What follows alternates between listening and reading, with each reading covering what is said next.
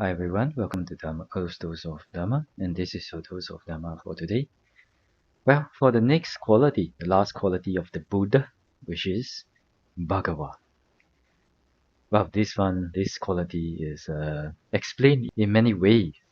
In the commentaries, in the Visuddhimagga, different texts. Okay. Anyway, we shall generally describe, the meaning of Bhagava, but also the meaning is quite broad, so we may use one to two or three dose before we can finish this Bhagava. Okay, so let us see.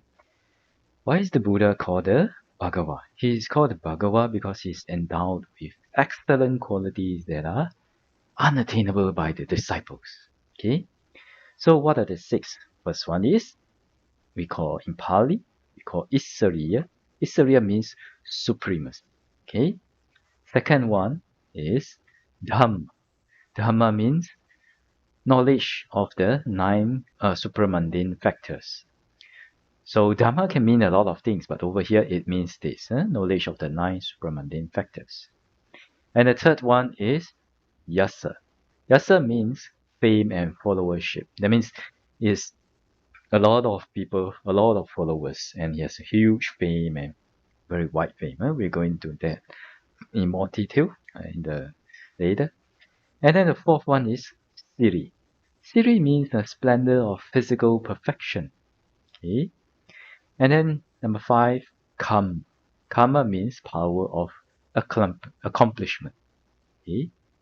And then the last one is Payatta. Payatta means diligence. Okay, diligence. So let us see one by one. Okay. What is Isariya? Supremacy. Why is the Buddha unique in his supremacy? Okay.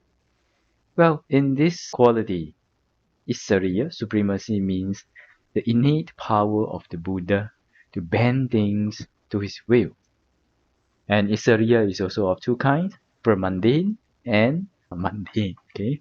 So regarding supramundane willpower, the Buddha has unsurpassed willpower. For example, in displaying the twin miracles. The twin miracles is one of the most difficult miracles that can be performed only by a Buddha.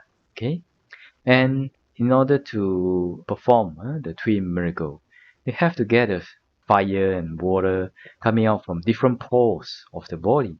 You know, so it takes a huge willpower and huge mental power to be able to perform the twin miracle. Okay, and then also in supramundane consciousness of Arahant fruition. So the Buddha has also unsurpassed power of will. So what do we mean by this? Because of this unsurpassed power of will regarding the supramundane consciousness of Arahant fruition. So the Buddha can enter into the absorption of Arahant fruition at little such odd moments. For example, when he takes a pause between making a point in his discourse and going to the other. When during the audience will be saying sadhu. So in between, after he's finished his discourse and between the period and the period where the audience will be saying sadhu, the Buddha is able to enter into this arahant fruition consciousness. So it is not easy. It is not easy. That's why the Buddha has unsurpassed power of willpower in this. Okay. So these are the two supramundane willpower. And for the mundane powers, it relates to the eight mundane powers and the mastery in mundane willpower and also the psychic powers. Okay, so this is the explanation of supremacy regarding the quality of Bhagava. Okay, and also these eight mundane features of the Buddha's willpower is like this. Okay, not only the eight mundane jhanas.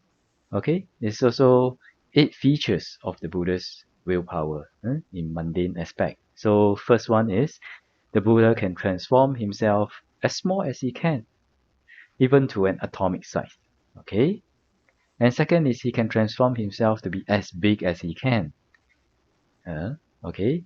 And then the third one, he can levitate at will and travel in the air due to this power. Okay? And also, he can travel to any far away place at will. Next one, he can accomplish anything that he wishes. So in the 8 assemblies, for example, if the Buddha resolved to appear as one of their kind, maybe as a Deva or maybe as a Brahmin, then he is able to do that. Okay? And then also, the Buddha is also able to dominate the will of others. Okay? And then the next one is, but Buddha has the mastery of psychic powers and absorptions. Okay? And then the last one, the Buddha has complete control over the jhana absorptions and in displaying miracles.